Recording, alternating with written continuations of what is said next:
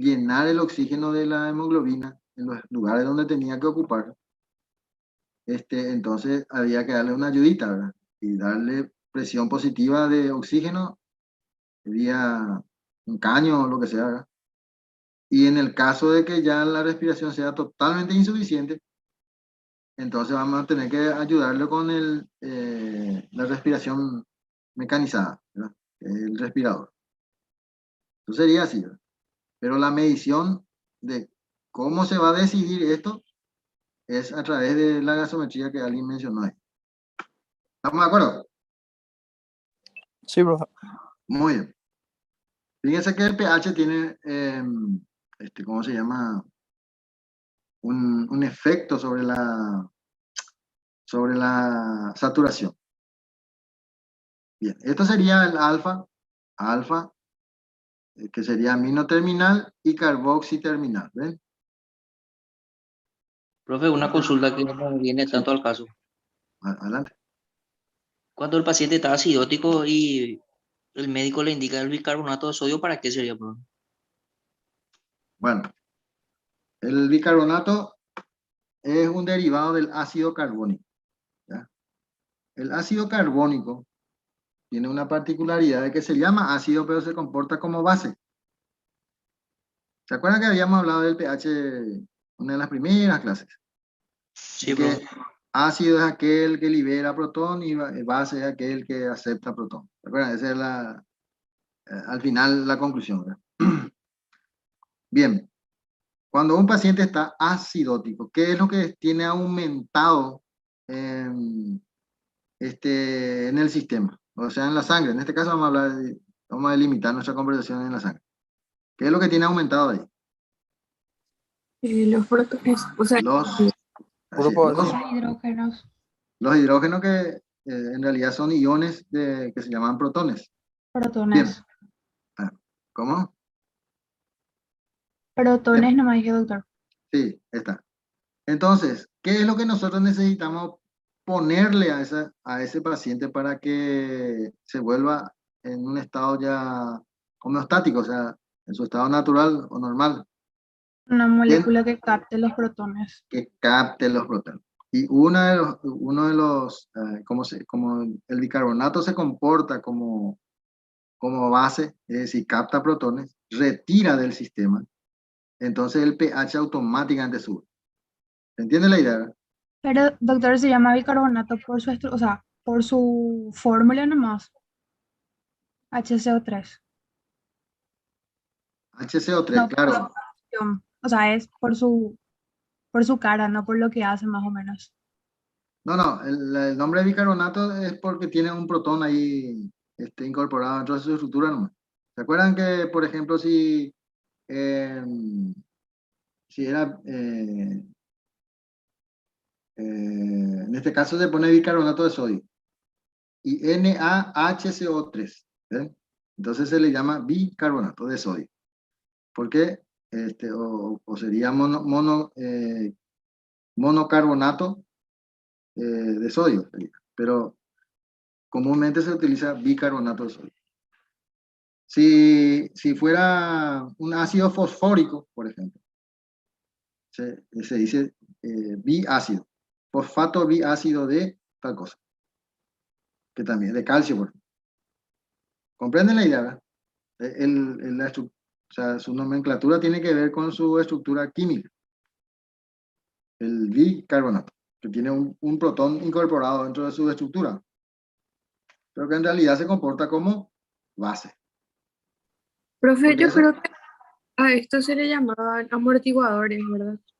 claro, es más, el bicarbonato es un amortiguador natural, solamente que cuando el sistema se vuelve inestable, que en este caso, como mencionó el compañero, dijo acidótico o una acidosis, lo que significa que el sistema tampón no está funcionando. Y para que recuperar ese esquema se le agrega bicarbonato y lo que se pretende es que recupere. ¿Se entiende la idea, verdad? Sí, profe, se entiende. ¿Se entiende, profe? Eso. Una pregunta, creo que tiene que ver más o menos con esto, pero me olvidé. ¿Las sustancias buffer qué eran? Buffer o Eso amor, también. ¿sí? Creo que son también amortiguadores, pero no recuerdo si son así elementos o alguna otra molécula. Son sustancias. En general son sustancias.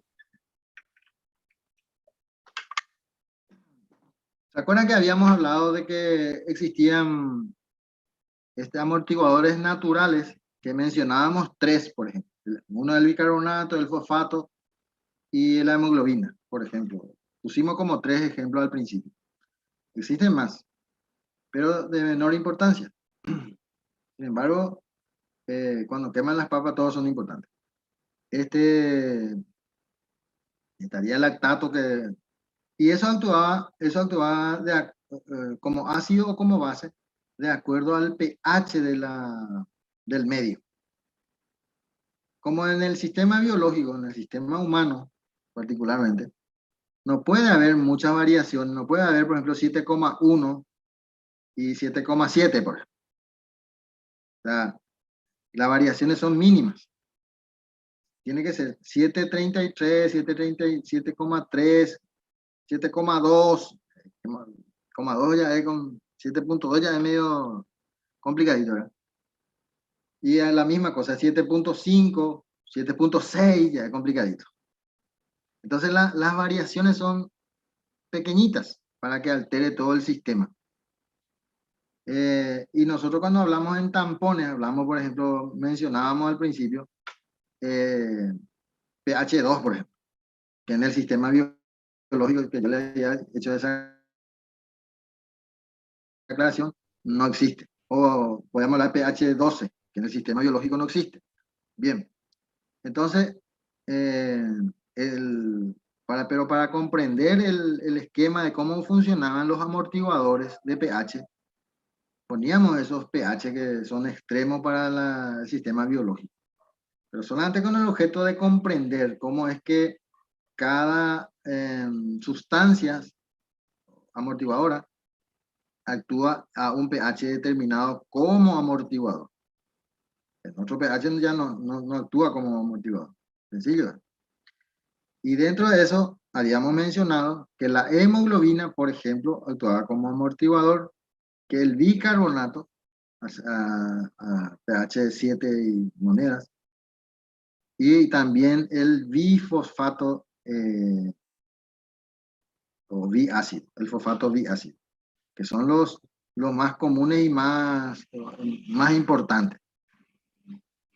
Entonces, en este caso en particular, de hecho que no le vamos a poner el fosfato biácido a nadie se le va a poder aplicar. ¿Por qué? Porque se va a precipitar y al precipitar dentro del sistema circulatorio va a armar un desastre, ¿verdad? O sea, que no se puede aplicar. Entonces, en sistema circulatorio no se puede aplicar fosfato biácido. Eso no significa de que a nivel celular no actúe como... ¿Comprenden la idea, verdad? Eso. Entonces, el más viable de todos los amortiguadores en forma intravenosa o vía sistema circulatorio es el bicarbonato. ¿Estamos de acuerdo? Sí, profe. Bien. En el caso de acidosis, en el caso de alcalosis, ya no le podemos poner bicarbonato porque el bicarbonato es luego la causa del por qué el paciente se volvió alcalótico, ¿verdad? O sea que hay un exceso de bicarbonato, por eso es que se volvió alcalótico. Entonces lo que nosotros... ¿Cómo? ¿Y en ese caso qué se usa, profe? Y generalmente se usa lactato, o más conocido como Ringer. Ah, la solución. Sí, la solución más conocido como Ringer, que es en el fondo el lactato. Y bueno, viste que en la práctica, ¿cómo se llama? Las mismas cosas que hablamos aquí se llaman de otra manera. Por ejemplo,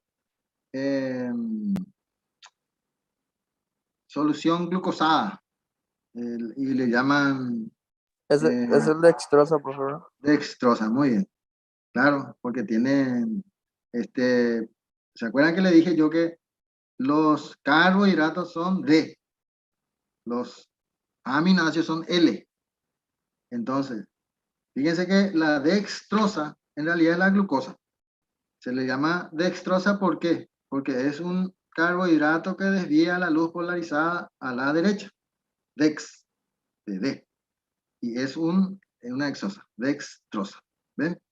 Tiene una lógica química, por decirlo así, pero su nombre común aparentemente se disocia con la forma de utilizar. Nada más, pero en realidad tiene una lógica, no es que a alguien se le ocurrió nomás así dextrosa. Y bueno, y las manosas, ¿verdad? Como el manitol, que son L. Entonces, cuando uno quiere, por ejemplo, a un paciente diabético, evidentemente no le vamos a poner dextrosa, eso está claro, ¿verdad?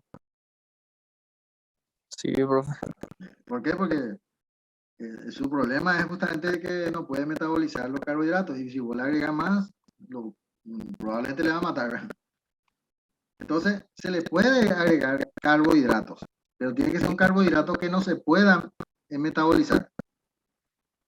Es decir, que el paciente no tenga problemas de acumularlo. Por ejemplo, el manitol, que es una manosa. Habrán usado también, algunos de ustedes seguramente trabajan en la urgencia o Sí, profe. en enfermería y todo eso, ¿verdad? Cuando a un paciente se le quiere hacer orinar y es diabético y tiene daño renal, por ejemplo, y no se puede usar furosemida porque es muy dañino, entonces se usa una sustancia que actúa a nivel osmótico en el riñón y que no le complica al paciente porque no puede metabolizar, y se llama manitol. Ya está. Y eso va a eliminar, así como le pusimos. Eso es como comer poroto sin masticar. Así mismo va a salir. ¿Comprenden la idea, verdad? Sí, profe. Muy bien. ¿Hay alguna pregunta más que quieran hacer? Bien. Tanto la alcalosis como la acidosis puede ser respiratoria o metabólica. Es decir, que si uno retiene CO2 o no tiene la capacidad de retener CO2, es respiratorio. Y cuando produce ácido o base, como ser, por ejemplo, en el caso de los pacientes diabéticos, que tienen una acidosis láctica, porque producen gran cantidad de ácido láctico, entonces es metabólica. ¿Se entiende la idea, verdad? O sea que son dos causas nomás. Uno puede ser respiratoria o puede ser metabólica. Ahora la causa de la respiratoria, no sé, podemos decir, bueno, se ahorcó el tipo y bueno, no pudo respirar más y todo el CO2 se quedó adentro. Entonces, eso es una acidosis. ¿Se entiende la idea, verdad?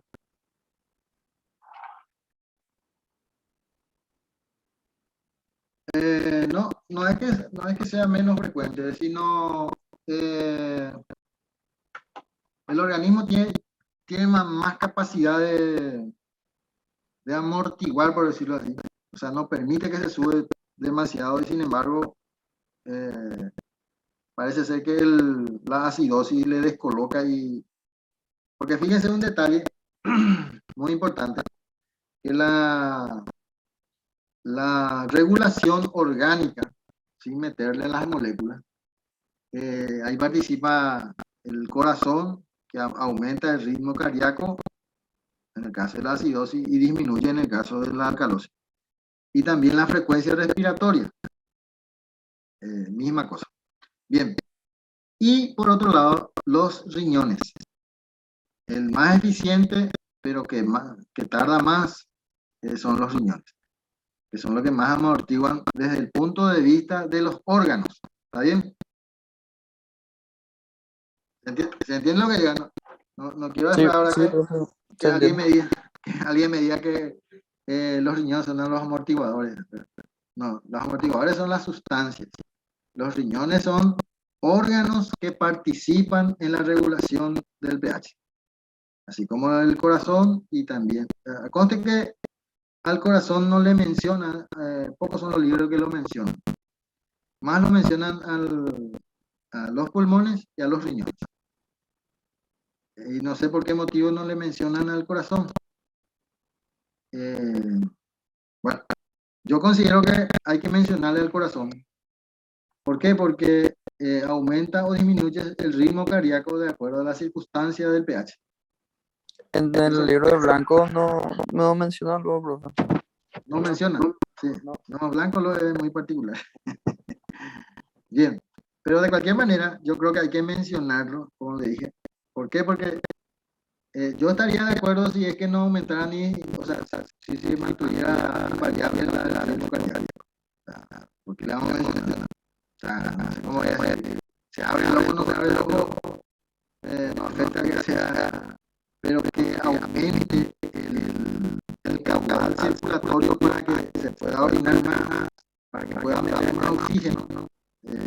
Porque depende del corazón. Hay que entender que el corazón es una bomba atómica, una bomba de sangre, en que si aumenta el ritmo, la circulación del caudal, o sea que la sangre va a pasar más rápidamente por los pulmones y a su vez por los riñones. Por lo tanto, o si disminuye el ritmo cardíaco, va a pasar más lentamente y así. No sé si me entiende la idea. Bueno, la idea es que por eso va a hablar un poco más de detalle. Pero sí lo que pasa es que cuando se trata, bueno, esta es la experiencia que tengo. Capaz que cuando se trata así de anatomía, fisiología, aparentemente no hay que respetar demasiado porque los libros ya te dicen todo, una cosa así. Y a veces cuando en los libros lo mencionan, no se discute más, ya no sé, se pierde el sentido crítico con ese tipo de asignaturas. Esa es mi opinión, quiere decir que se hace así. Que se hace en algunos casos, puede ser que no se hace en otros casos. Pero yo discuto todos los análisis de otros temas. Es una cuestión muy particular. Cuando ¿cómo se llama? No encuentro la razón del por qué estas cosas ya le acepto tanto a ese autor, mejor dicho. A mí que me lo expliquen el asunto para que yo pueda asumir un aprendizaje. Como ejemplo, yo practico la guitarra y a mí me cuesta muchísimo hablar, porque hablar es más memoria que cualquier cosa. Entonces, nadie lo que enseñarme porque yo pregunto por qué esa nota se llama la. Y la mayoría de lo que se enseña no es importante aprender en esa escuela y ese es la y ya está, ¿para qué te va a complicar? Bueno, la soy así y tengo que averiguar por mí mismo porque se llama la, porque se llama la. Pero ese es el objeto de poder razonar y ahí poder apretar las notas sin que yo tenga que memorizar. Porque la memoria es corta. En ese sentido, no. Por eso la misma cosa me pasa con la fórmula química. Y la matemática de la fórmula química yo no sé. Entonces, yo sí puedo deducir una fórmula, pero ahora de memoria no me sé. Bien. No digo yo que sea ni bueno ni malo, pero dice.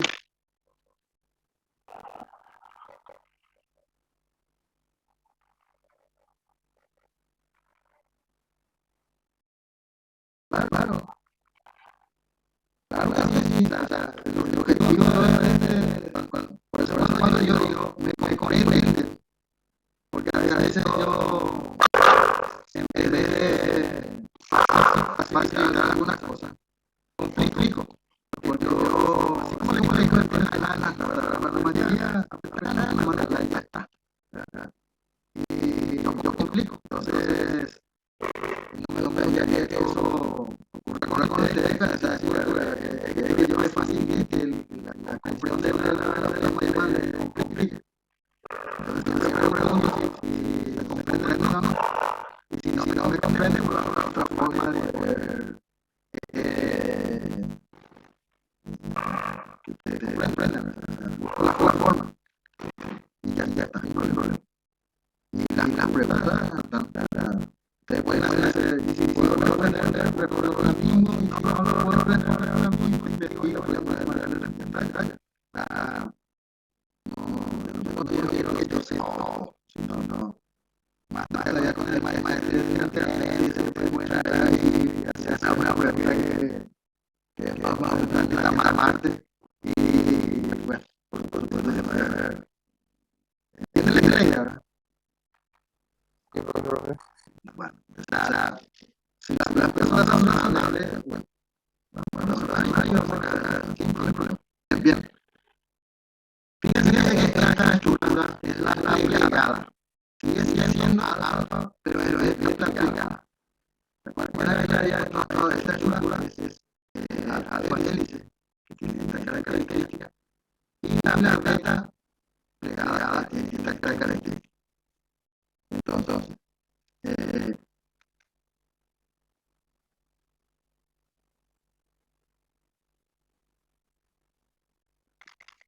bien. Entonces, por ejemplo, el que viene de esto se va a tener la característica que esto. Por ejemplo, esto no va a ser muy resistente, se le añade calor, si se le añade hacia abajo por arriba, va a ser más resistente. Y la plegada es al revés. Por ejemplo, si la piel tiene esta característica, y le llamamos la sin embargo, si tiene esta característica, las pestañas en la piel, puede cuidar lo que le haga, no se va a romper. Es decir, pero no tan fácilmente como la hélice. A eso se refiere. Bien.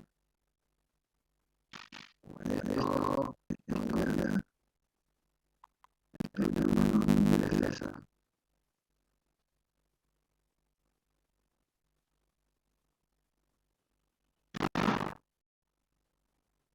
Bien.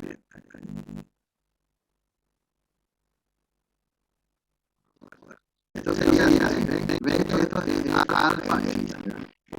Y luego, esto mismo, no es cuando digo si se rompe, que se rompe es la curva. La persona no continúa con una beta, ¿ves? Aquí. Estos son dos betas. O sea que esto sería alfa y beta, y esto sería beta, no todo. Esto sería solamente alfa, ¿ves? Acá beta. Bueno. Solamente va a ilustrar que ven una estructura beta. Eso parece un nombre. Tengo un nombre de esta estructura. Por eso es más resistente que otro. O sea que no es una estructura para leer, saber, más, tiene una explicación. Vamos a cambiar de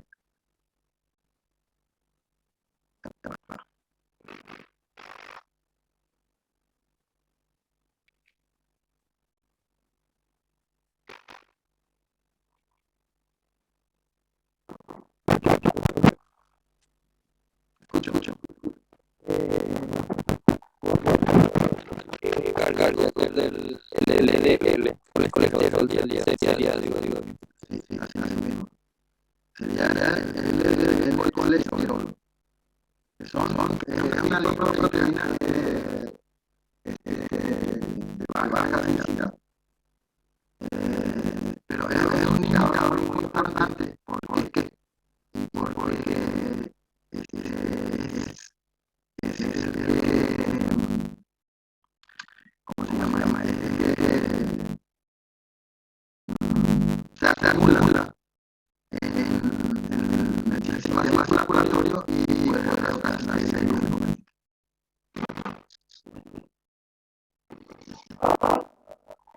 porque el límite se hace yo creo que a 100 por hora, ¿verdad?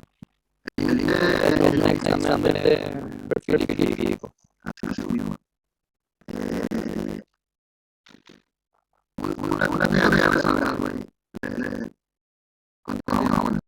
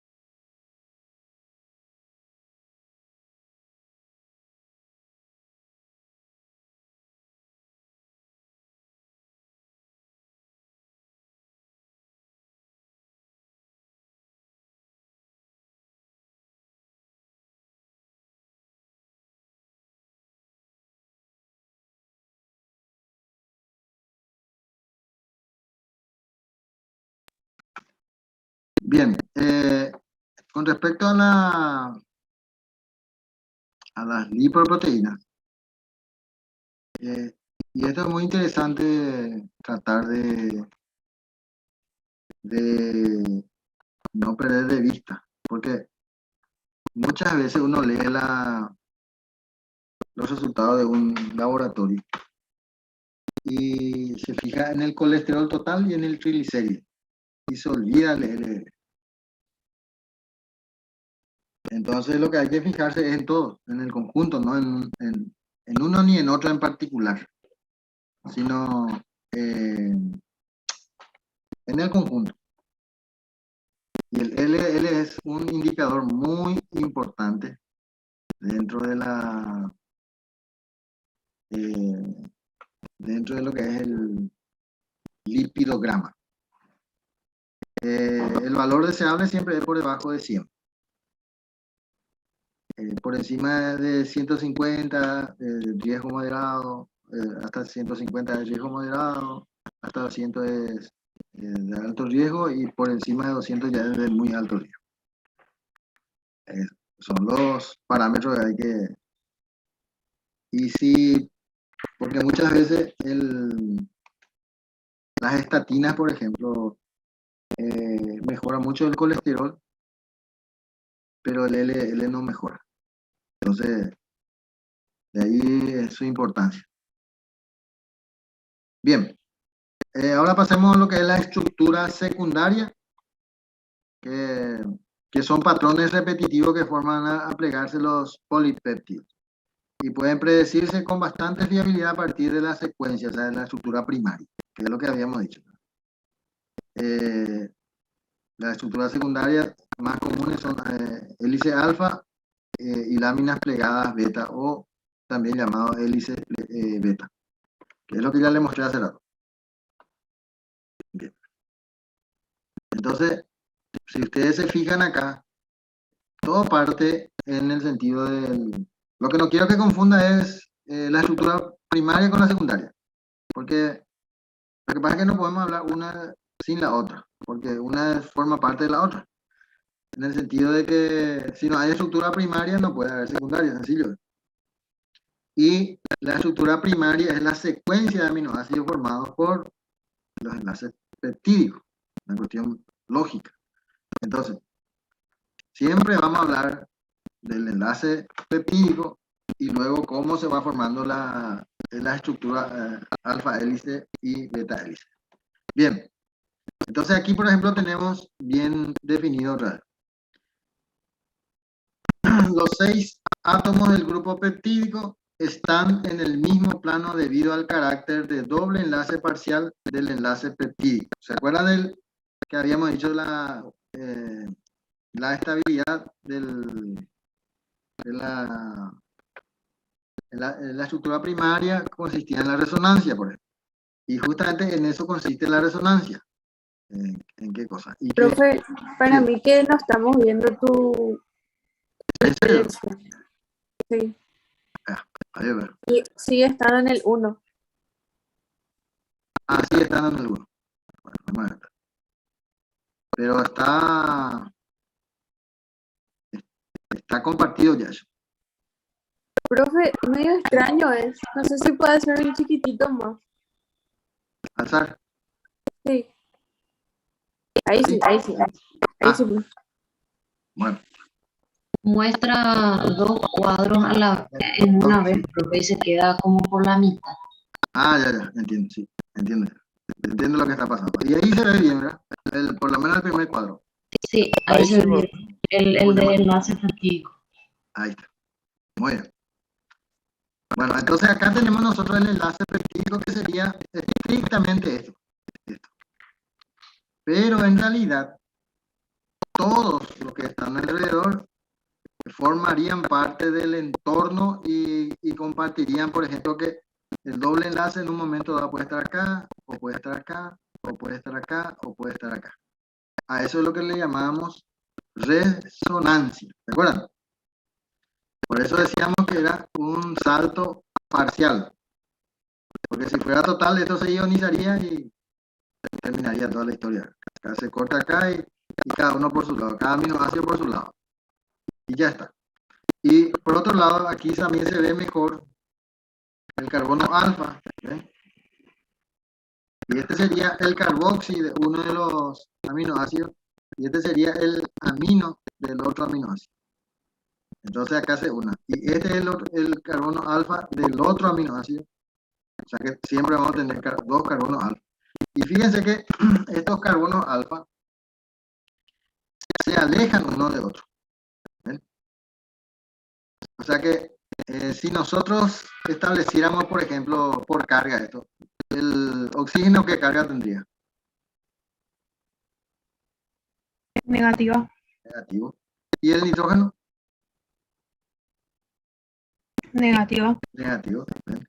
Entonces, fíjense, esto es lo que nosotros llamamos acomodamiento estérico. Porque si este también estuviera acá, se molestaría con esto, se repelerían y automáticamente esta estructura sería inestable. Entonces, cuanto más alejado están de la misma carga, mejoraría su estabilidad. ¿Comprende la idea? Por el espacio que va ocupando. Luego, fíjense que si va a unirse otro aminoácido aquí, y suponiendo que este sea un poquito más grande, por ejemplo, si acá tuviera otro grupo amino, y acá esta R, la que le va a unir, va a seguir la otra cadena, o sea, sería el otro aminoácido. Si fuera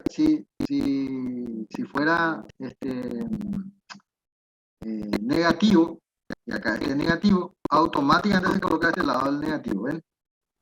Y a ese acomodamiento es lo que va a ir dando origen a la estructura secundaria, que sería el dibujo hélice, bueno, ya sea alfa o beta. ¿Entienden cómo funciona? O sea que el carbono alfa, otra vez, es el que modula cómo se va a ubicar el siguiente aminoácido dentro de la estructura de la proteína. ¿Estamos todos entendiendo eso o no? Sí, se entiende, pues. O sea que esto es móvil, esto es fijo. Esto es rígido acá. En realidad es semi-rígido, pero al momento en que tiene su doble enlace es rígido y al momento que tiene sus enlaces simples es semi-rígido. Pero vamos a considerarlo como rígido, ya está. ¿Ya? Acá no, o sea que si hay algo que va a pasar aquí, se va a romper acá. Ya está, ya. Es el único lugar donde se puede romper y no causar ningún estrago. Es decir, ¿se acuerdan cuando hablábamos de digestión? Las proteínas se separaban en aminoácidos, ¿se acuerdan? Para ser absorbidos. ¿Y dónde se rompían? Y aquí, ¡pum! Entonces esto es un aminoácido y este es otro aminoácido. Y ya está. Sencillo es la regla de tres. Bien.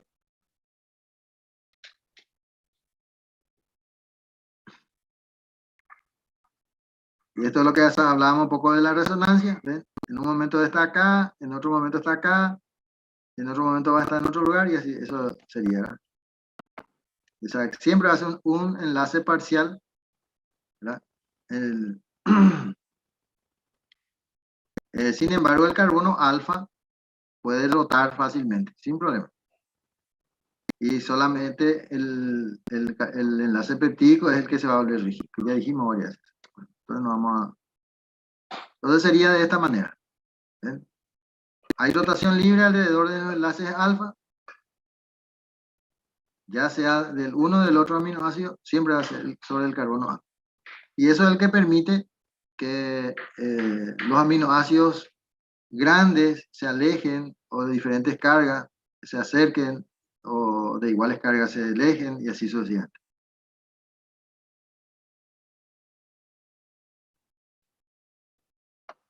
Entonces, un enlace peptídico puede tener varias conformaciones según su ángulo. O sea, la más favorable siempre va a ser desde el punto de vista energético. O sea, hay menor impedimento estérico. ¿Se acuerdan del acomodamiento estérico que habíamos hablado? Que también se puede llamar impedimento estérico en el sentido de que uno no le molesta al otro. Y hay una repulsión electrostática en el caso de que sean de iguales cargas. Entonces, todo aquello que sean de iguales cargas o se van a molestar por su estructura o por su tamaño, el carbono alfa es lo que le va a ir acomodando. ¿Ah? Sería la... Entonces tenemos de esta manera. Estructura rígida en forma de varilla que se forma cuando una cadena polipeptídica se retuerce en una conformación helicoidal a derecha. O sea, eso sería, siempre va a ser hacia la derecha. Y esto sería así. Un aminoácido, el otro aminoácido, ¿ven? Y así sucesivamente. Esto sería una porción. Pero imagínense que si llegara a tener ¿cómo se llama? Estructura más grande y esto se va a ir doblando. Entonces, ¿cómo se va a ir estabilizando ese puente de esa estructura secundaria? A través de un puente de hidrógeno entre el grupo amida y el hidrógeno. ¿Eh?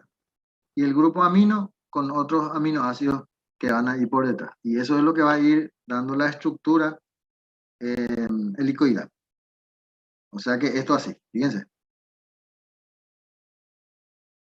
Este grupo amino con este oxígeno con este sería el otro grupo amino que estaría acá y así sucesivamente. Se va a estabilizar. Esos son los puentes de hidrógeno.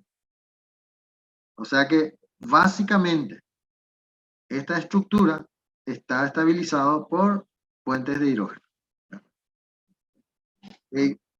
Cada 3,6 aminoácidos por vuelta de hélice.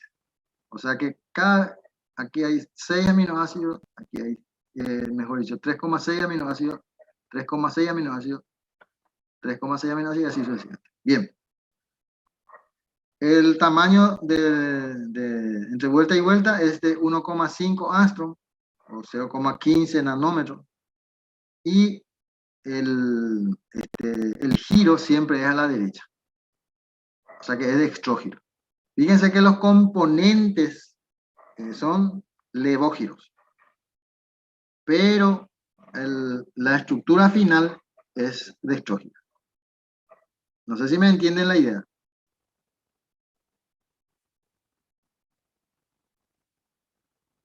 ¿Sí o no? ¿Puedes repetir, profe, esa parte? Vamos a partir de la base de que todos los aminoácidos componentes de las proteínas son levógiros, ¿sí? Todas las proteínas. Luego, cuando van conformando la estructura secundaria, en este caso alfa hélice, ¿eh? Que tiene más o menos, que están estabilizados por puentes de hidrógeno, que son estos, entre el grupo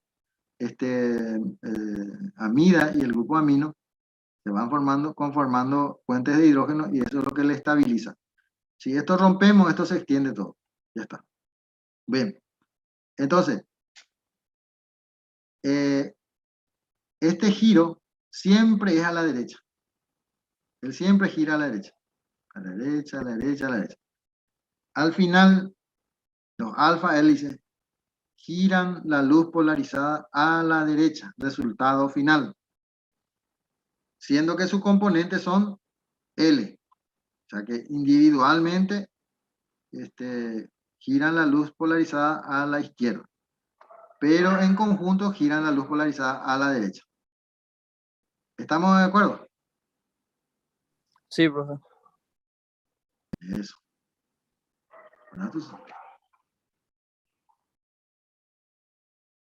No.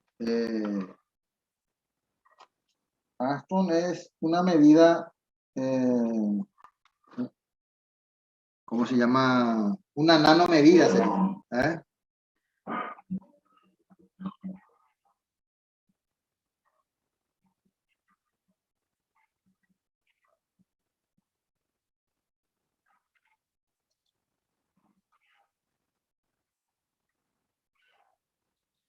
Claro.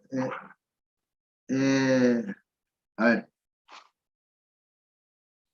En este caso en particular, ¿qué es lo que voy a entender de Armstrong ahora mismo? Cuando yo digo, claro, pero y ahora mismo que no estamos hablando de vibración y yo diciendo que tiene tal Armstrong, ¿qué es lo que voy a pensar? Tamaño, longitud, pero es una medida atómica.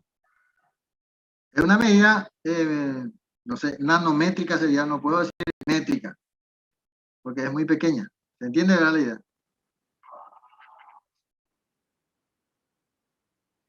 Claro, una medida, a ver, si vos tenés una casa, por ejemplo una casa, o en un lote, ¿en qué le vas a medir? ¿En metros o en kilómetros? ¿En metros o en kilómetros? En metros, muy bien. ¿Y por qué no medís en kilómetros?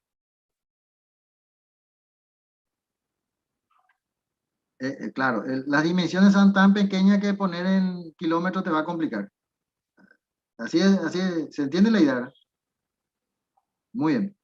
Ahora vamos a medir pequeños espacios y no podemos usar metros porque son pequeñísimos. No podemos usar centímetros porque son pequeñísimos. No podemos usar milímetros porque son pequeñísimos.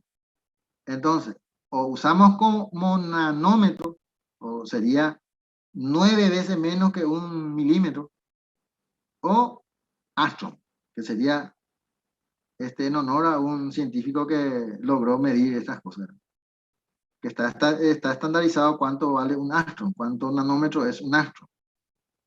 Sería 1000 nanómetros. ¿Comprende la idea, verdad? Pero sigue siendo, por decirlo así, en términos más sencillos, es una medida métrica. Solamente que no se usa el metro porque son tamaños Profe, ¿no es para medir la distancia entre dos átomos? también, ¿sí? Podemos medir cualquier cosa, y puede ser una vibración de onda, longitudes de onda, con tal de que sea pequeñito. ¿Comprenden? Bueno. Son unidades de medida, no sé si llamarle métrica, no me gustaría llamarle métrica, pero por algo no se le dice metro, ¿verdad? Pero en el fondo es así. Bueno, estas son las diferentes formas que podría tener una estructura alfa. A ver. Ustedes también, la mayoría de los que están acá dan también inmunología conmigo. Sí, profe. Sí, Bien. profe. Entonces ahí vamos a tener, por ejemplo, estructuras proteicas, que son las inmunoglobulinas. ¿Bien? Estamos hablando de la misma proteína, solamente que específicamente de inmunoglobulina. Estas inmunoglobulinas van a tener estructura alfa y van a tener estructura beta. Y no es que sean diferentes a estas, son las mismas estructuras. ¿Se entiende la idea, verdad? Sí, profe. Bueno, entonces por eso es importante ver este esquema de... Bien, las cadenas laterales sobresalen de manera perpendicular al eje de la hélice. O sea que, por ejemplo, un aminoácido grande y largo de 5 o 6 carbonos va a ser perpendicular siempre. O sea que hacia afuera. ¿Ya? Siempre va a ser así. Las hélices anfipáticas, un lado apolar y el otro hidrofóbico, por ejemplo, la flavodoxina sería como esta. ¿Ven? Se colocan de tal manera a que, por ejemplo, aquí en el medio no se introduzca moléculas de agua. ¿Por qué eso es muy importante? Porque si una proteína que debería mantener su estructura en medio acuoso y entra el agua ahí, y fuiste, se desacomodó y perdió su función. Bien. Por ejemplo, la calmodulina, hélice polar. ¿Habrán escuchado ya? Ustedes dan fisiología, ¿verdad? Ahora. Sí, profe. Bueno, supongo que en algún momento ya habrán escuchado la palabra calmodulina, que es un modulador del metabolismo del calcio, por ejemplo. Factores que afectan ya habíamos hablado en la lámina anterior. ¿Cuáles son? La estabilidad alfa, repulsión o atracción electrostática entre residuos, impedimento estérico, que sería molestarse, y la prolina y la glicina, que son los que desestabilizan. Eso era lo que destruían, profe. No hay que hablar de destrucción en realidad. ¿Se acuerdan que le había mostrado una estructura que tenía alfa hélice y continuaba con una beta? Eso significa probablemente que en esa estructura, cuando comienza su beta, empezó con prolina o la glicina. ¿Se entiende, verdad? No es que la estructura nomás lo que cambió. No es que la proteína se soltó ni nada por el estilo. ¿Estamos de acuerdo? Sí, profe, ahora.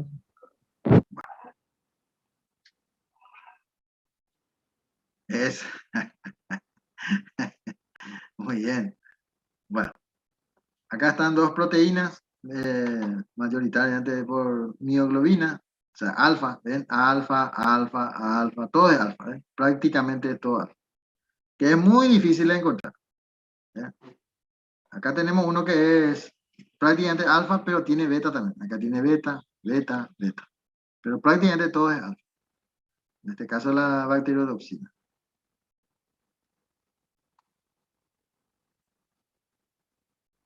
Cuando es lámina beta o hélice beta, se forma cuando se alinean del lado dos o más segmentos de cadena polipeptídica. O sea, sería de esta manera.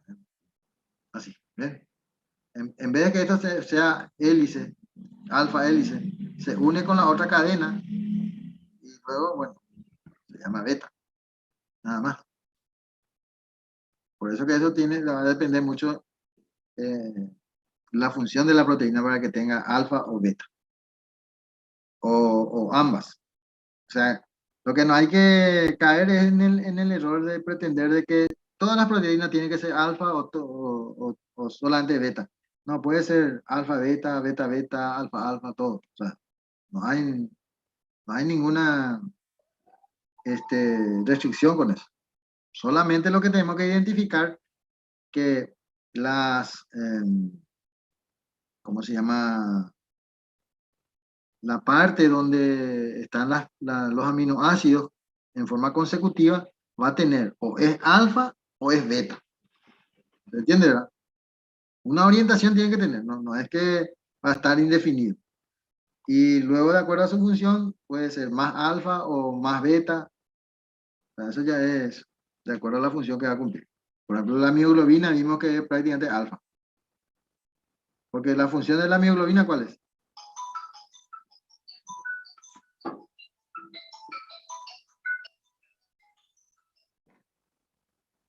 ¿Cuál es la función de la mioglobina?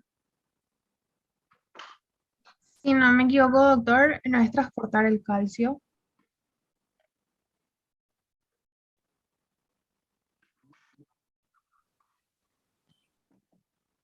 Bien. La mioglobina es la proteína que conforman los músculos, por eso es mioglobina, ¿ya? Y sirve como depósito de oxígeno, no como transportador, porque no transporta en realidad, porque no se mueve, no es como la sangre que va, como la hemoglobina. ¿Comprende la idea, verdad? A pesar de que algunos libros dicen transportadores, pero es imposible, ¿verdad?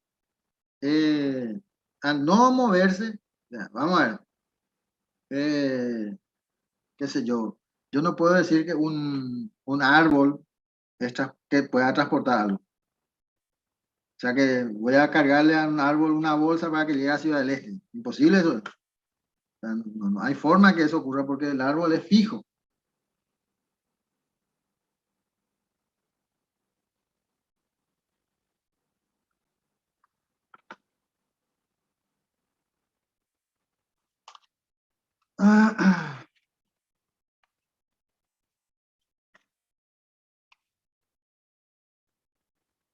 Entonces, hay que ser coherente con eso, ¿verdad? Por más que uno lea que diga transportador, es imposible. Bien, entonces son depósitos, en realidad. Em, entonces, le es conveniente más tener una estructura alfa antes que beta, o mayoritariamente alfa. Bien, el esqueleto de la cadena polipeptídica extendido en zigzag. Esa es otra particularidad. En vez de ser arrollado como el es zigzag nomás. En forma como la piel, o sea, como una lámina. Y las cadenas polipeptídicas en zigzag se disponen de manera adyacente formando una lámina estabilizada por puentes de hidrógeno.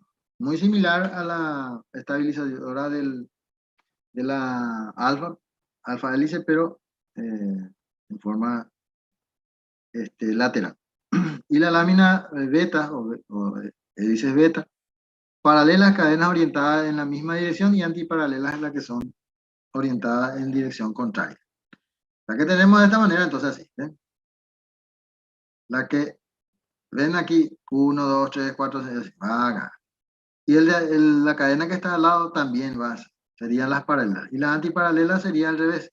1, 2, 3, 4 y este sería 4, 5, 6 y acá sería aumentar. Acá aumenta y acá esto aumenta así y esto aumenta así. Sería. Eso si es que contamos los carbonos. Bien. Tenemos esto así, que ya le mostré en la anterior. Y van siendo también estabilizados por puentes de hidrógeno.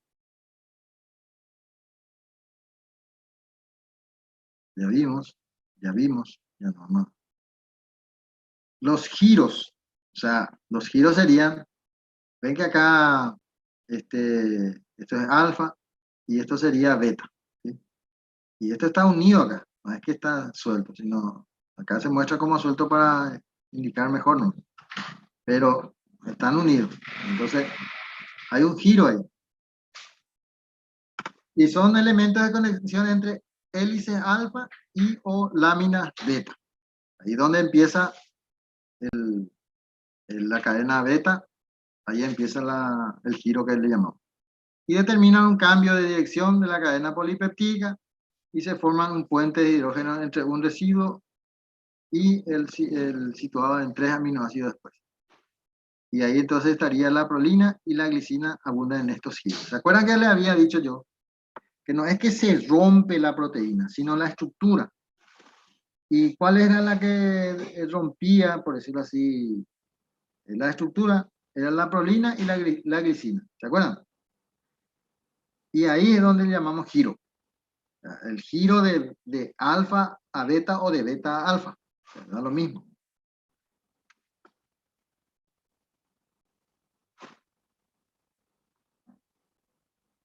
Sería así.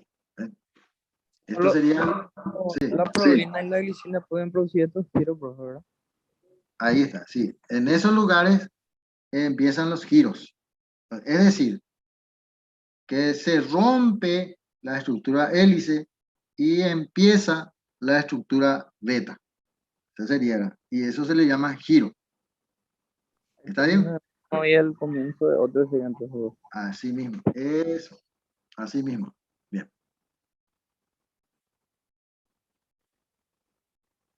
La posibilidad de formar hélice alfa o lámina beta en cierta medida se puede predecir a partir de la secuencia de aminoácidos. O sea que eso ya dijimos al principio que esto es predecible porque si ya conocemos la característica de cada aminoácido por su carga, tamaño, si es ácido, básico, lo que sea, podemos ir pensando de cómo es que se va a disponer dentro de una estructura proteica.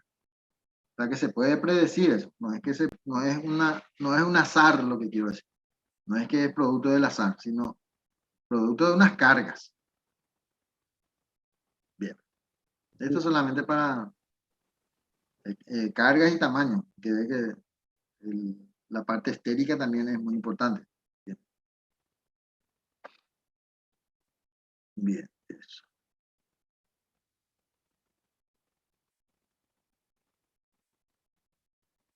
Bien, entonces, nosotros lo que conocemos son dos estructuras bien definidas y, sin embargo, puede haber partes que no se... En este esquema está eh, la quimiotripsina, que es una proteína del sistema digestivo y que tiene gran parte en donde no se puede definir muy, no tienen dominios, si bien dominios como tal tienen, no es que no tienen, sino la estructura no tiene un dominio de alfa ni de beta, es por decirlo así, es indefinido. Pero son las rarezas de la naturaleza, por decir. Pero esa es la estructura que tiene que mantener para que pueda funcionar. Si es que pretende formar solamente alfa o beta, bueno, perdería su función. ¿Hay alguna duda sobre la estructura secundaria?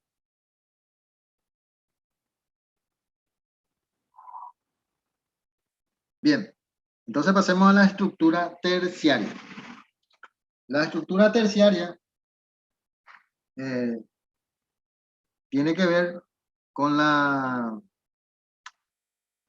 forma en que se interrelacionan estas estructuras secundarias. Sería, o sea, voy a ver un poco una.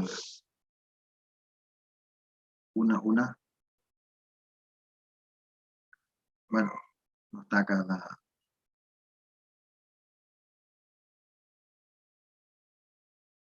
No está ahí, pero bueno. Es una estructura espacial, igual que la secundaria. Y, la primaria no es que sea en el plano porque en realidad todo es espacial, pero la diferencia es que es como que sobresale más hacia lo tridimensional. No así la estructura primaria que si bien es tridimensional, pero es menos visible. Bien. Esto también depende de la secuencia de aminoácidos y puede predecirse, como ya dijimos, los motivos o el motivo, patrón de plegamiento característico que aparece en varias proteínas y el dominio, que es otra cosa, que es región de la cadena polipeptídica que puede plegarse de manera estable e independiente. En realidad el dominio se puede interpretar como la secuencia de aminoácidos estable y que tiene una característica en particular cada dominio. O sea que su autonomía lo vuelve estable por su propia autonomía. ¿Por qué? Porque por una cuestión lógica de la forma en que se van secuenciando los aminoácidos, se van acomodando también la cadena. Y eso es lo que le vuelve más tridimensional. O sea, ustedes imagínense un cabello enrulado, por ejemplo, que se va a interrelacionar con otro cabello enrulado. Evidentemente eso hace más visible a medida que se va interrelacionando con otros rulos, se ve que el pelo al final se ve más enrulado, ¿verdad? Porque si vos tenés un solo pelo enrulado, ¿quién lo va a notar? Nadie lo va a notar. Entonces la interrelación que existe entre pelos y pelos enrulados, eso lo vuelve una estructura terciaria. ¿Se comprende la idea de lo que digo, verdad? Sí, profe. Fíjense que creo que aquí, no está acá.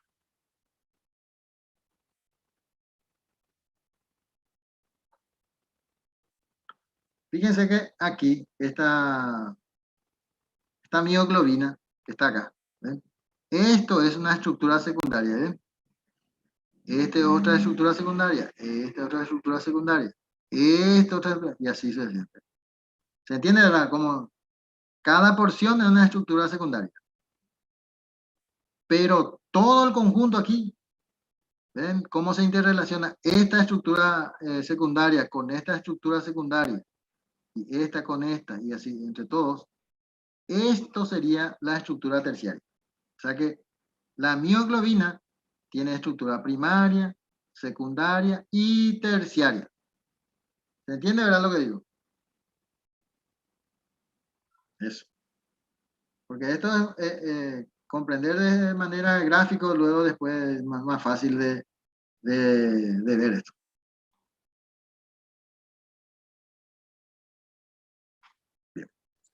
Profe, ¿y cuál sería la diferencia entre dominios y subunidades? Bien. La estructura terciaria ya sería una subunidad. Y los dominios, por ejemplo, podría ser la estructura secundaria, ¿no? ¿Se entiende la idea? Voy a poner como ejemplo otra vez voy a buscar y voy a poner.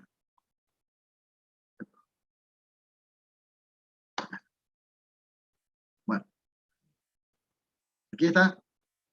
Fíjense que esto es un dominio. ¿Por qué? Porque tiene autonomía por decir, de doblarse sobre sí. ¿Se entiende, verdad? Cada dominio tiene una estabilidad lógica por su disposición de su cadena. Luego, todo esto sería una subunidad. Esto sería una subunidad de la hemoglobina, por ejemplo. Esto solo una. O sea que 4 de estas subunidades sería una molécula de hemoglobina. No sé si me entendés. Sí, profe, ese mismo fue mi ejemplo que tenía en mente, Bueno, la hemoglobina. claro. Y el dominio sería esto. O sea, cada uno de estos. Son porciones reconocibles y estables de la secuencia de aminoácidos. Bien. Entonces, cada proteína posee una única estructura en 3 dimensiones. No es que... ¿Se acuerdan que la estructura primaria también, cada proteína tiene una estructura primaria? ¿Se acuerdan? Que yo les había dicho.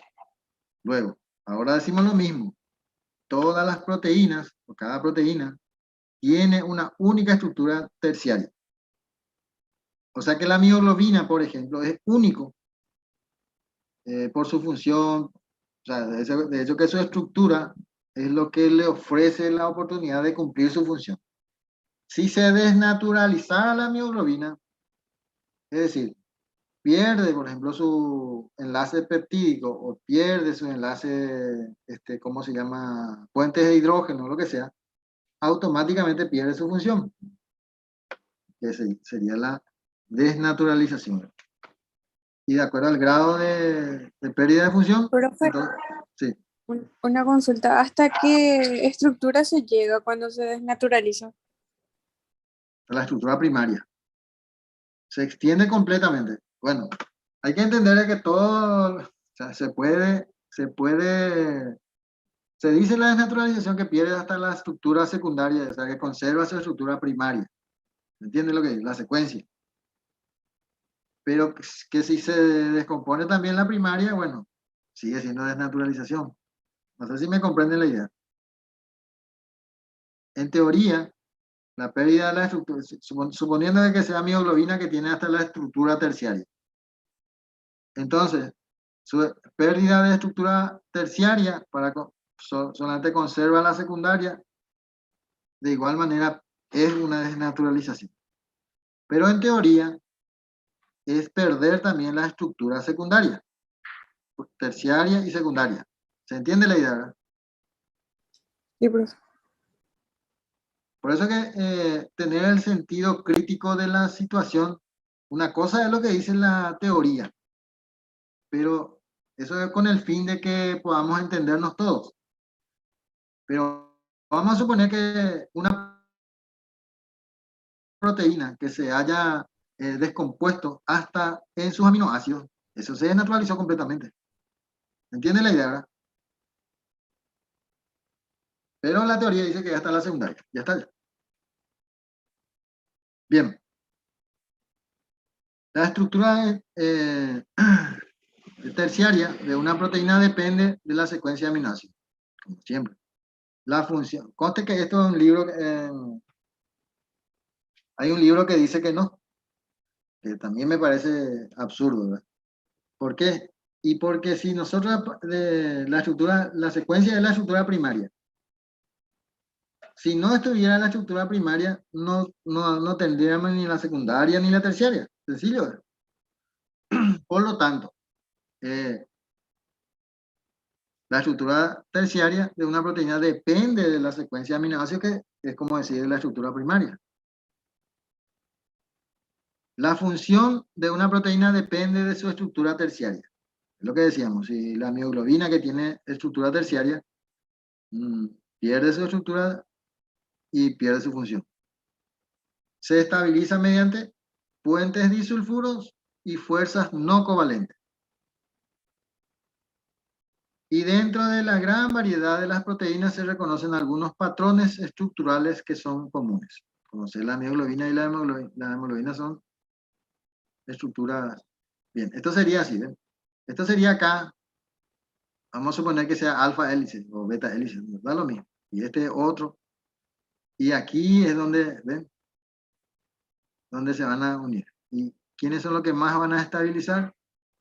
Las uniones de cisteína y las de dos cisteínas. Ya está ya.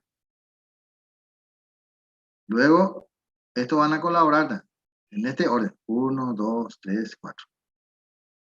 Este sería atracción electrostática.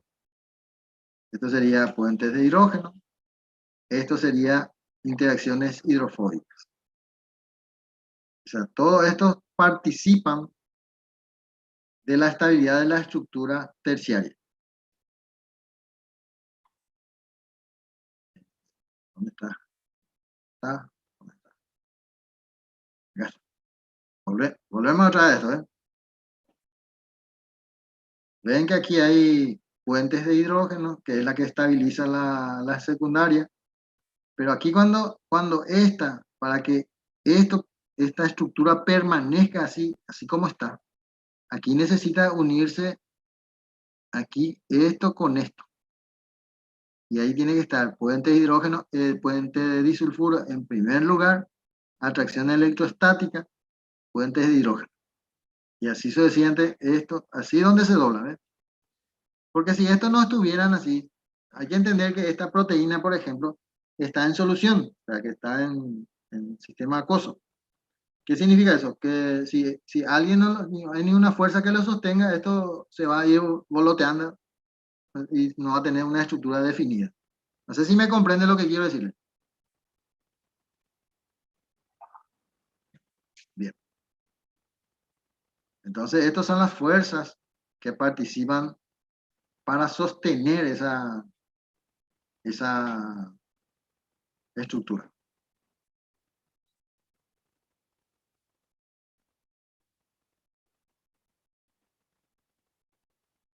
Es lo que decíamos y se va repitiendo, eso no vamos a decir porque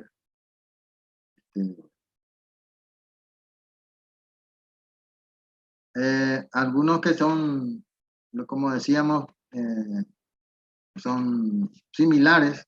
Por ejemplo, una enzima digestiva de la vaca tiene más o menos la misma estructura que el del ser humano. Sería, y eso sería ortólogo. Y los parálogos serían que el mismo humano con otro humano, pero con otro sistema, ¿verdad? Eso sería parálogos. Ven que esta estructura es muy similar a esta estructura. Sin embargo, este es ribonucleasa y ese angiogenina. Pero siempre los dos son de humanos. Sin embargo, esta es una estructura similar a esta, pero este es de vaca y este es de humano. Esa es la diferencia. Bien.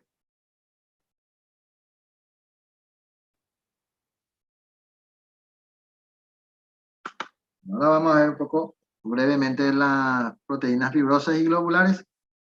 Las fibrosas constan de un solo tipo de estructura secundaria, función estructural insoluble en agua, por ejemplo la alfa-queratina, el colágeno y la elastina. Son los tres representantes de las fibrosas. Y las globulares constan de varios tipos de estructuras secundarias y son solubles en agua, enzimas y proteínas reguladoras. Algunas son solubles, más solubles que otras, y otras que no. El colágeno es la proteína más abundante de los vertebrados, o sea, ñandé. Se encuentra en el tejido conjuntivo de tendones, cartílagos, matriz orgánica de huesos y córnea de ojo. Es decir, ven que el envejecimiento, por ejemplo, está representado por la falta de colágeno. Es decir, que las personas que van envejeciendo producen menos colágeno que las que son más jóvenes. Profe, leí en el libro que decía una parte que 1 milímetro de diámetro de colágeno soporta hasta 10 kilogramos. Sí, es posible. Sí, claro que ¿Será? sí. Me hice la pregunta. Claro que sí. Soporta. ¿Qué significa soportar para comenzar? Hay que entender una cosa. Significaría que, a ver, sin que se descomponga. A ver, si vos tenés una silla, por ejemplo, y vos decís, soporta 500 kilos, quiere decir que si vos le pones 600 se va a descomponer. ¿Se entiende la idea? Se va a desarmar tu silla. Bueno, en ese sentido, no es que soporta en el sentido de que va a alzar y toda esa historia, ¿verdad? Soporta sin que se descomponga. Vos le puedes poner gran cantidad. El colágeno es muy, muy versátil en ese sentido. No sé si me explico lo que quiero decir. Porque muchas veces cuando nosotros decimos soporta, es como si fuera que yo voy a levantar 1000 kilos, una cosa así. No. Yo voy a soportar 1000 kilos sin que me muera. Yo estoy ahí y me pone 1000 kilos encima y luego de un tiempo me levanto y me voy. Ah, soportó 1000 kilos. Ahora, si esos 1000 kilos me aplasta, y decir que no soporté. ¿Comprenden la idea, verdad? Sí, profe. Bien, se encuentra, ya dijimos esto. Hélice levógiro, más compacta que la alfa hélice. Super hélice dextrógiro, formado por enrollamiento de 3 hélices, más o menos. ¿Sí? está más compuesto por glicina, alanina, hidroxiprolina, 4-hidroxiprolina, 5-hidroxilicina, que son los más abundantes. O sea que el colágeno, en términos prácticos, si vos querés formar colágeno, tenés que consumir glicina, alanina, hidroxiprolina. ¿Entienden la idea? Porque son los componentes más abundantes. Y el tripéptido, como glicina, cualquier aminoácido, más prolina o hidroxiprolina, aparece repetido en numerosas a lo largo de una cadena de colágeno. O sea que esto es lo común. Una glicina, un aminoácido cualquiera y una prolina o hidroxiprolina es lo que más se va repitiendo. Es decir, si nosotros podemos reconocer a un colágeno, son por estos aminoácidos. Si hay varios aminoácidos, bueno, aquí están. Esto es una.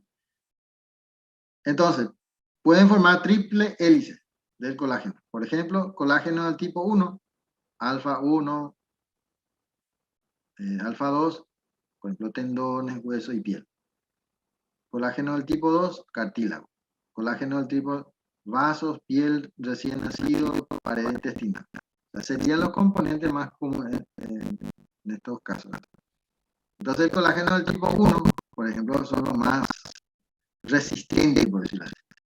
¿A qué es resistente un tendón? Y al estiramiento. Pero es malo para el aplatamiento. ¿Comprende la idea? O sea que, por ejemplo, ese es un tendón. Vamos a suponer que este es un tendón. Acá le ponemos un peso y va a soportar más y le ponemos acá. Por eso que los tendones están en una disposición muy particular dentro de los organismos. Ustedes saben qué hace la gelatina.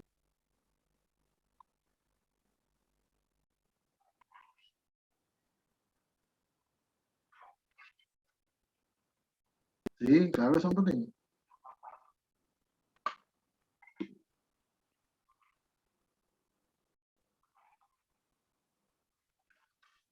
O sea, todo lo que sea uña, pelo, heredia, hueso. Bueno, porque ven ahí que la gelatina es prácticamente colágeno. Para que ustedes se den cuenta, bueno, los que vivieron en el interior o los que les gustan, por ejemplo, la comida típica del Paraguay, que son los locros de piel, de pata qué sé yo, de vaca. Esos tendones se convierten en gelatina cuando se hierve mucho, ¿cierto? Un garrón, por ejemplo, que hervís, lo que nos fuimos al cuartel, en vez de servirnos carne, nos servían garrón. Y te traía el locro así, y el garrón, agarraba el garrón así y parecía gelatina, o sea, de hecho que son gelatinas. Y esos son tendones. Y poco el locro. Poco el locro, bueno, el locro ya es mucho, para nosotros en el cuartel era ya un lujo comer el locro. Hoy veo unos cuantos arroz, pero garrón. Bien. Bueno, esto sería entonces así, fíjense. Hélice colágeno, triple hélice colágeno. De hecho que de un solo prácticamente no existe porque necesitamos que los tendones sean duros, fuertes, ¿verdad? Y esto sería, si le cortamos acá, sería así de arriba. Entonces sería la disposición. Siempre conserva ahí el centro libre, ¿eh? Solamente para ilustrar. Bueno. Las fibras de colágeno sería así.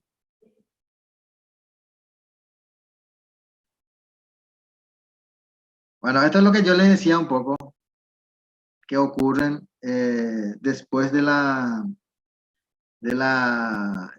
traducción. ¿Verdad? O sea que las prolinas, por ejemplo, puede hidroxilarse en posición 4 o en 3, o en 5. Son las modificaciones que ocurren ya después de después de que el RNA mensajero dé las indicaciones de qué está formado, de qué van a estar formados. Esto debería estar formado por prolina, que se puede hidroxilar en posición 4, y así sucesivamente. Bien. La misma cosa con la lisina. A modo de comentario.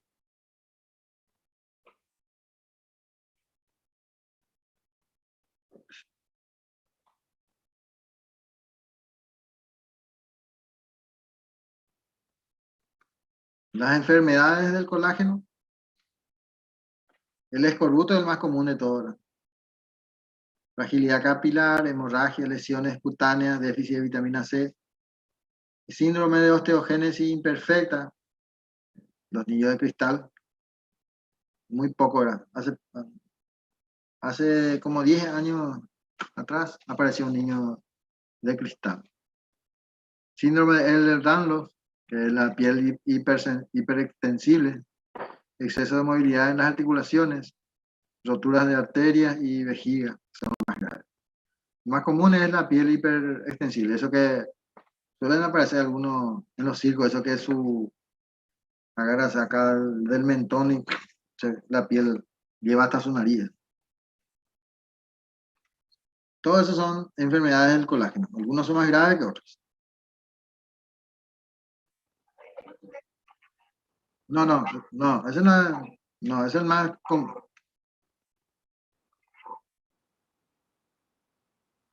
Sí.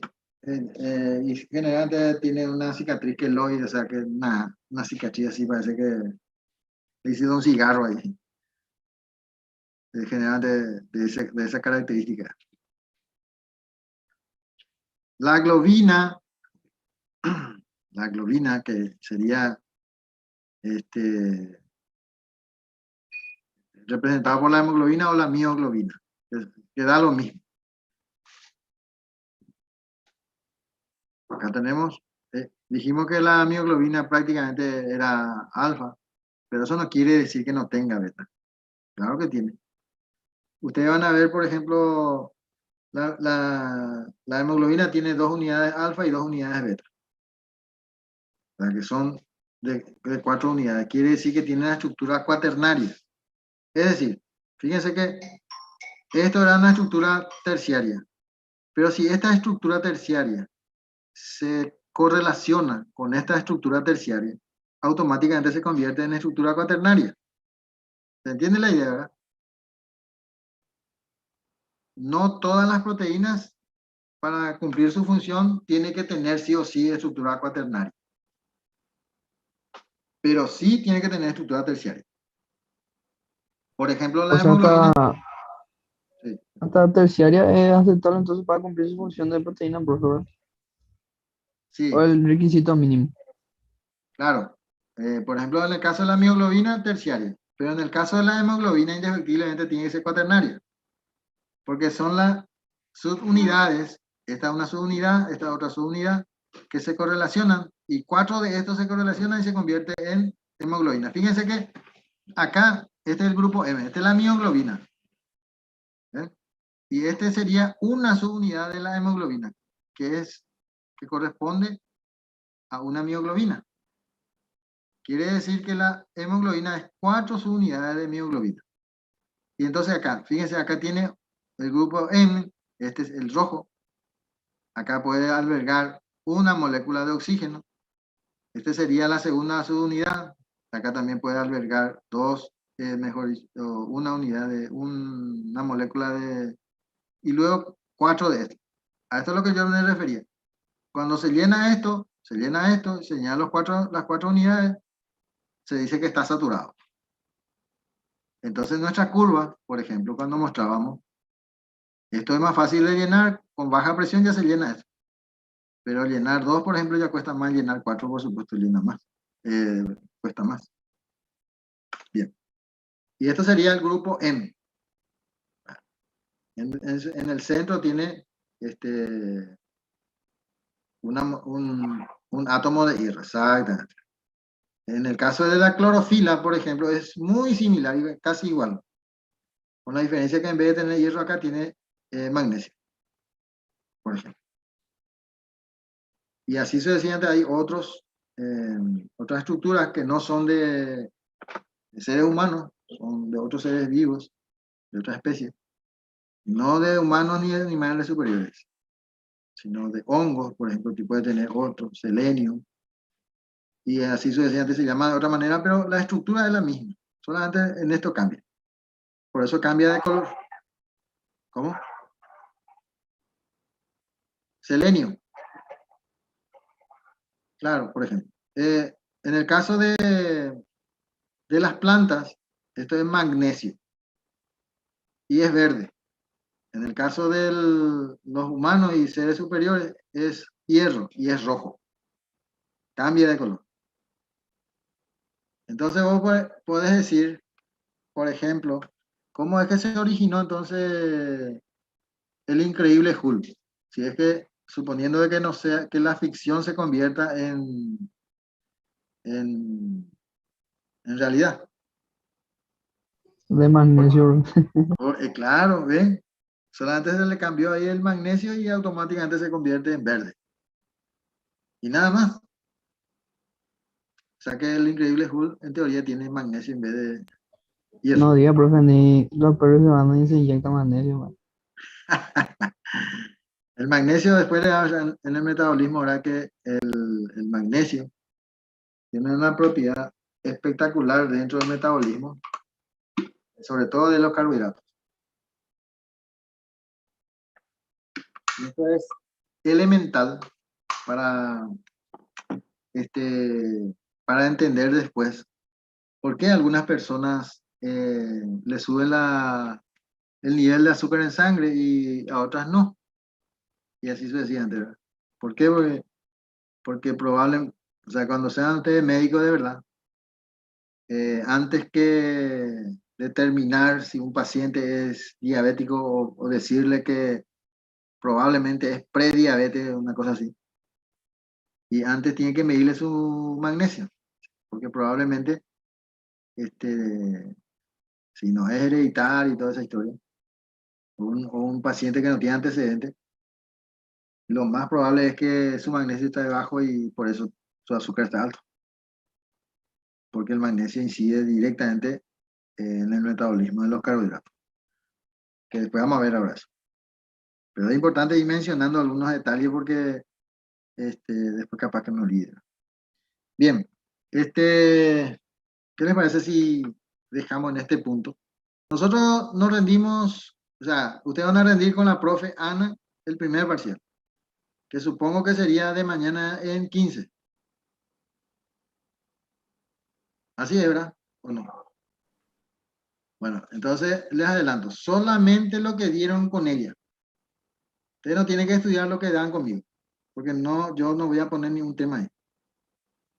En el segundo parcial, sí, solamente lo que estudiaron conmigo, o sea que todo lo que desarrollaron conmigo. ¿Se entiende la idea, verdad? Ahora entonces solo lo que dimos con Sí, profe. ella. Solamente lo que dieron con ella. Ok, gracias. Proteína no le va a poner ella.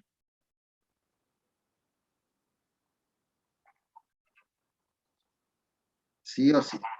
Todo lo que hablamos, no. Así mismo. Sí, ¿se acuerdan que les dije que a lo mejor agua ella reforzaba un poco más? Si ella desarrolló algo de agua, por supuesto, entonces le va a poner nada. ¿Se entiende? Sí, profe. Gracias, Eso. profe. Vamos a ver cómo funciona eso. En el tema de la casa, vamos a entrar acá.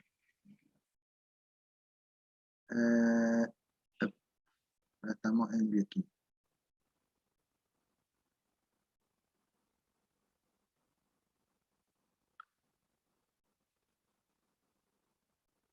En la casa, para mí es tomar la lista. Nunca, siempre tomar la lista era espectacular, pero ahora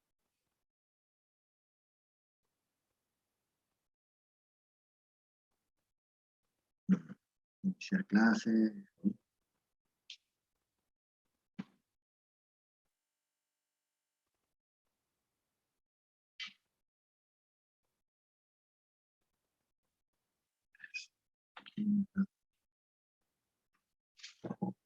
Señor.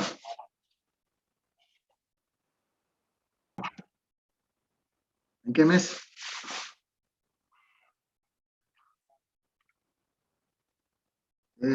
No, esto va a depender mucho de cómo avancemos. ¿En qué sentido? Y en el sentido de que, por ejemplo, o sea, cuando terminemos nosotros la parte estructural de las proteínas, vamos ya a empezar metabolismo de carbohidratos conmigo. Y luego continuamos con metabolismo de proteínas. Y lo mismo va a hacer la profe Ana. Estructura de los carbohidratos, lípidos y ácido nucleico. Termina todo eso, empieza metabolismo de lípidos y de ácido nucleico. ¿Se entiende, verdad? Y las vitaminas, que también me toca a mí desarrollar, suelo utilizar la dinámica de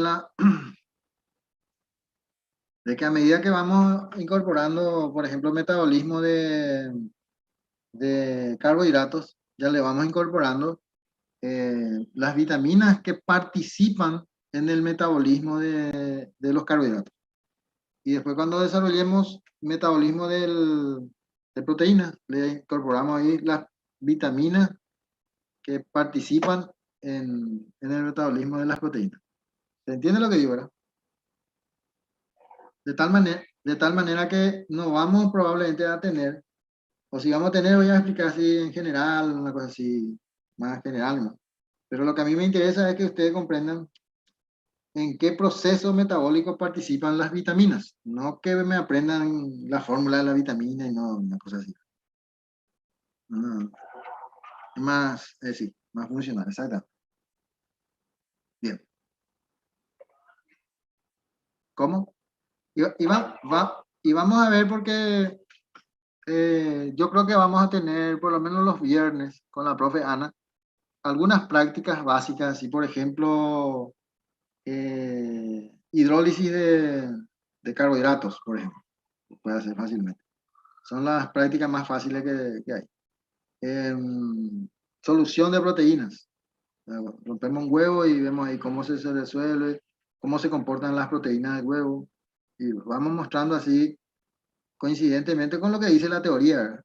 Porque viste que cuando vos lees un libro y no ves, medio abstracto, ¿verdad? En ese sentido, ¿verdad? Bien, Añasco Fernández, Presente. Arias Machuca, Presente. Arrúa Gaona, Presente. Vareiro Vera, Presente. Benítez Melgarejo, Magalí, Presente. Chamorro González, Presente, profe. Chena Reyes, Iván, Presente, profe. de Sousa Ferreira Samara Caroline, Presente. presencia. Eso. Duarte Aveiro Osvaldo Ulises, Presente, profe. Gómez Rodríguez Santiago Eduardo, Han Park Jazmín Anaí, Presente, profe. Jara Ibáñez Juan, Presente, profe. López Benítez Ulises Gabriel, Presente, profe. Martínez Camargo María del Rosario, Presente. Moraes González Sol Ángeles Fabiola, Moraes González, algo así. Presente. Olivero Liceras, Jorge Manuel, Presente, profesor. Fertile Urizar Giovanna, Kiara, Presente. Portillo Escobar Bárbara Anabel, Presente, profe. Ilner Jiménez Luz Karen, Presente. Vera Miranda Janiva Fiorella, Presente, Yaniva, profe. Ah, ya ni va. Entonces vio cómo le decía Juan. Bueno, una broma, no.